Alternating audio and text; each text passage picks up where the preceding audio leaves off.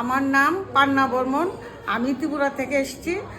আমার হাজব্যান্ডের নাম প্রদীপ কুমার দাস। ওনার থার্ড স্টেজ ক্যান্সার পার হয়ে গেছে। তখন 4টা কেমো দিয়েছিল।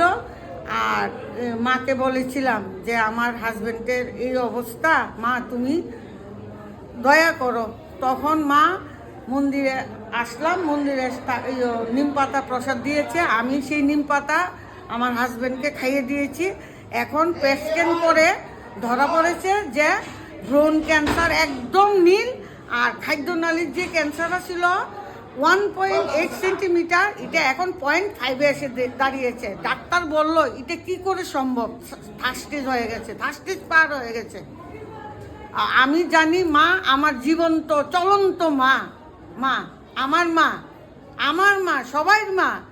এই মা এই আশীর্বাদ ছাড়া মিরাক্কেল কখনো সম্ভব না। আমার ভিতরে এখন শুধু মার কাছে আইয়া শুধু পজিটিভই চিন্তাধারা হইতেছে, পজিটিভ, নেগেটিভ কিছুই না।